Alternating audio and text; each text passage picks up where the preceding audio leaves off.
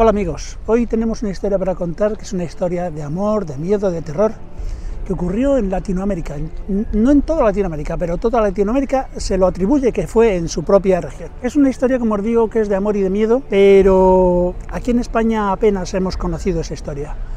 Como os decía, en Latinoamérica es donde más se conoce, en España lo conocemos a través de una canción, la canción de La Llorona, y hoy quiero contaros la leyenda de La Llorona, la triste y real historia de La Llorona. Soy José Benita, bienvenidos a mi canal, Al Amor de la Lumbre, donde se cuentan las historias. Bueno, como os decía, la mayoría de los países latinoamericanos hacen esta leyenda como suya. Yo he oído esta leyenda en algunos países, he tenido la suerte de conocerlos, y tanto en Costa Rica, que la hacen como si fuera suya, en Venezuela la hacen como si fuera suya, Colombia la hacen como si fuera suya, y sobre todo México. De todas las historias que he oído contar de estos países, estando allí mismo, la que más me ha convencido y creo que la más real es la de México.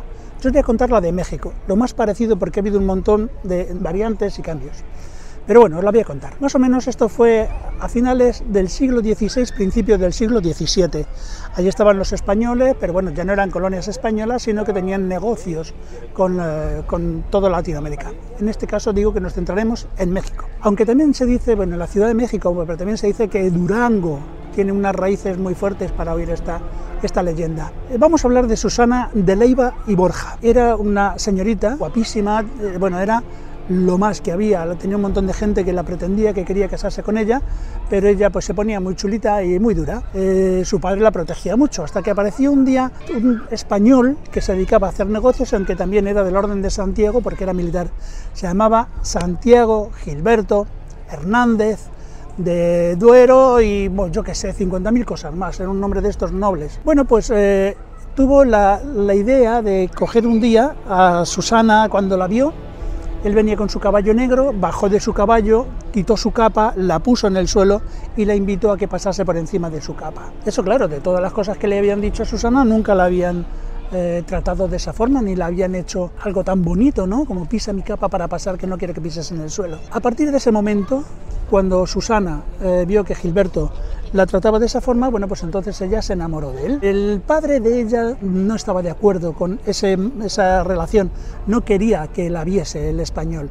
El español, al final de cuentas, era de una cultura, ella era de otra, y él pensaba que aquello no iba a funcionar. Pero ellos al final se escaparon y se montaron una casita a las afueras de la Ciudad de México, y entonces en esa casita vivieron muy felices y tuvieron 3 hijos. Esos 3 hijos, bueno, pues estaban fuera del matrimonio, no estaban casados, y ella no hacía más que decirle a él que a ver cuándo se casaban. Él siempre ponía excusas y no sabía qué decirle allá, pero ella incluso hasta se hizo un traje de novia para poder casarse en el momento en que aquello sucediera. Bueno, pues nada, sucedió que un día Susana fue a la iglesia, y cuando estaba en la iglesia oyó que había unas amonestaciones de boda, que es el paso previo cuando se van a casar, en las cuales Santiago Gilberto estaba haciendo unas amonestaciones con una señora española también que vino a casarse con él. Ella se quedó aterrorizada, ¿no? Y bueno, pues salió corriendo a su casa, no sabía ni qué hacer, y se fue directamente a ver a Gilberto a su casa.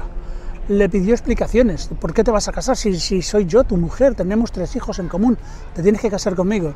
Y entonces él la despreció de tal forma que con sus botas de militar llegó a darle una patada y a empujarla. Eso sí que la enloqueció, se volvió loca del todo y estuvo tramando a ver cómo podía hacer para tener una venganza. 15 días más tarde, en la catedral, que era donde se iban a casar, bueno, pues ocurrió que iban a hacerse la ceremonia.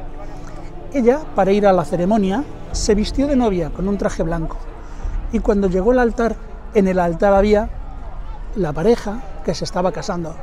Se acercó a ellos y toda la gente vio que era como si le fuera a colocar los lazos a la novia, y quitándole la daga de militar que tenía Gilberto, Santiago Gilberto, se la clavó repetidamente a los dos. Quedaron en un charco de sangre en el altar y ella se volvió loca y ya enloqueció de todo, salió corriendo, todo el mundo corrió detrás de ella, pero tampoco sabían qué hacer, y se fue directamente a su casa.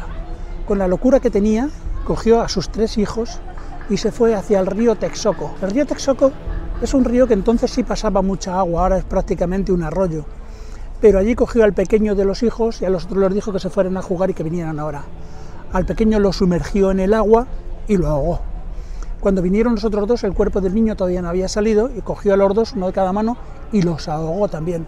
Ella pensaba que era el máximo daño que le podía hacer después de haberle matado a Gilberto. Bueno, pues en esa locura, cuando se dio cuenta de que había matado a la pareja y lo peor, había matado a sus hijos, llegó un grito de terror que llamaba a sus hijos para ver si lo era capaz de sacarlos de la muerte y traerles a la vida. Ella se tiró de un puente y no se mató, pero tenía una daga y con esa daga intentó sacarse los ojos, intentó clavársela hasta que al final efectivamente ya murió. El espíritu de la Llorona desde entonces ha vagado por toda la parte de América. Todo el mundo dice que la ha visto y que la ha sentido y que la ha oído. El grito de la Llorona es auténticamente desgarrador. Ese grito se oía sobre todo en la Ciudad de México.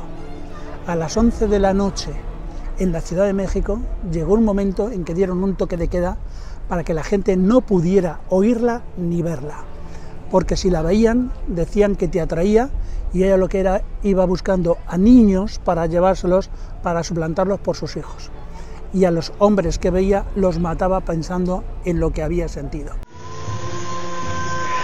Ay, güey.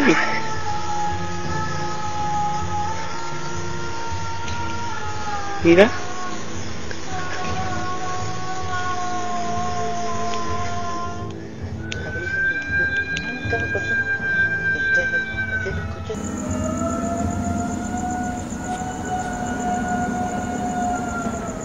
Después de toda la historia, después del paso de los años, después del paso de los siglos, se sigue oyendo a la Llorona.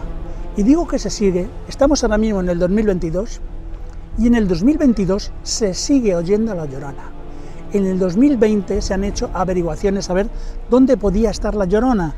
Se pensaba que estaba en el cauce de los ríos, en los cementerios. Ella caminaba siempre por la noche. Cuidado, si la oías muy cerca, era una buena señal, porque estaba lejos. Pero si oías a la Llorona gritar buscando a sus hijos de lejos, es que la tenías al lado. Entonces lo que tenías que hacer era huir todo lo deprisa que pudieras. Los bosques estaban muy cerrados, apenas se veía, apenas había luz, y cuando la Llorona se movía por entre las ramas, posiblemente la tendrías al lado. Había que tener mucho cuidado porque la tenías ahí. La ha buscado la policía, la ha buscado pues la Interpol, mucha gente, y ha habido muchas investigaciones. Nadie la ha podido capturar, pero sí tiene muchas imágenes que se han sido fotografiadas y filmadas. Incluso hubo unos investigadores que dijeron, vamos a hacer una investigación muy seria. Estamos hablando del año 65 o 70 aproximadamente, que no es hace tanto tiempo, y se fueron por el río Texcoco y encontraron una especie de camisón o una bata blanca o algo por el estilo, y que decidieron quemarla. Cuando la quemaron, vieron que salió de las llamas una mujer. Aún así se sigue viendo por todos los sitios. Esta leyenda, aquí la que es en España, la conocemos a través de una canción, de la canción de la Llorona. La ha cantado Rafael, la ha cantado Chabela Vargas, ha hecho una canción, una versión muy bonita, Rosalía, y bueno, pues pensamos que es una canción de amor y nada más. Y lo que encierra esa canción, cuando lo hagáis a partir de ahora, oídla despacito y pensad que lo que se esconde detrás de ella es una tremenda historia de amor y además una terrible historia de terror. De un terror que lleva más de 300 años dando vueltas por toda Latinoamérica y todavía no se ha acabado. De momento nada más, es una historia cortita pero muy intensa, donde está muy arraigada, donde la leyenda es muy fuerte y que está ahí, y que quería yo que saliese fuera, porque ya digo que aquí en Europa apenas conocemos la verdadera historia. Si os ha gustado, darle a la campanita, os suscribís a mi canal y me ponéis un dedito para arriba. Hasta la próxima.